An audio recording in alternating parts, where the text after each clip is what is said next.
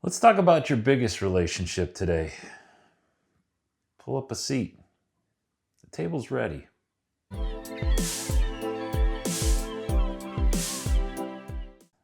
As I record this today, it's my 30th wedding anniversary. I can't believe it. We met really young. I asked her out. I was 17. She was 16. And we're still together all these years later. It's hard to believe some days. I got her some roses today. We don't usually do flowers, but she's worth it. So my question to you is, how do you view marriage? How do you view that big relationship? And maybe for you, that's a bad word. You've seen too many fail. And can I tell you, this year, I've seen 4 fail myself, just in the past 12 months. Marriages of close friends, marriages of people that I didn't think could ever fail. They had it all together. They'd been together almost as long as us. And yet, here we are, trudging through the mud, the mire, the problems, the sadness, and everything associated with it. And so as I sit here on this momentous occasion, celebrating with my wife, I wanted to talk to you about a couple of things that marriage brings into the life well lived.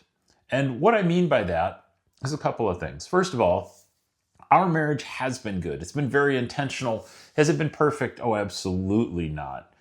But we chose to love each other. We chose to make a go of it together. We chose to be aligned on everything as much as possible. And so that means alignment on our family size, alignment on our budget, alignment on where we wanted to go together, our goals. Those kind of things are really important because if you're not aligned, you're running separately. Now, maybe marriage is a bad word to you. Maybe you decided we're not going to get married, but you've still got a long-term partner.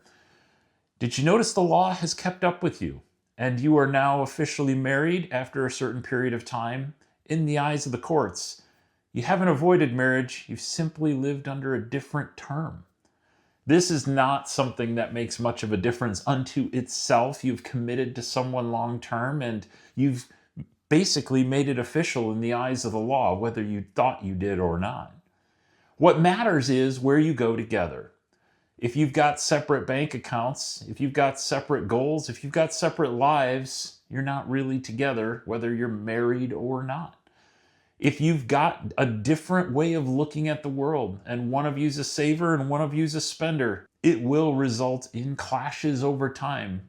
I'm probably not telling you something you don't know.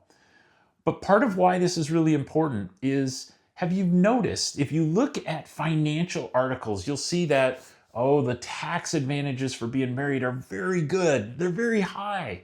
And that's why people succeed. See, they get that exemption and they go together on that combined income and it raises, well, no, it's actually a reward from the tax system for making a go of it together because there's a stability for the tax system that comes from married couples. It's just something that they've historically got the data on. So, why is it important for you? Well, I've got 2 things to talk about today. First and foremost, if you're working toward goals together, you'll achieve them more quickly. If you're working toward a life together, to live it well, you'll get there more quickly. You'll set a common goal of buying a house or establishing a household or maybe even buying a vacation property someday. These are the things that you want to do together. Not one of you is just going to run off and do something. If you do, it won't end up well, and there are entire Dave Ramsey show episodes dedicated to such problems. The other side of this is something we don't talk about a lot, and that is the failure of the relationship of marriage. What I have seen over the years is when a marriage falls apart, they split the assets. We talk about a 50-50 split. Each of us takes half of the money, half of the possessions. We sell things off, but that's not really true, is it? When I talk to people my age whose marriages have failed, most of the time they call it starting over. And that's because when this relationship fails, it's not as simple as a 50-50 split. It's a 50-50 split, but a commission on the house sale going to the real estate brokers. the lawyers taking their fair share out of your net wealth, and potentially issues distributing your 401k where you just didn't roll it over right, but you need the money anyway, and thus you're taking a massive tax hit. These are stories that I hear from people who have been through it, who are going through it now.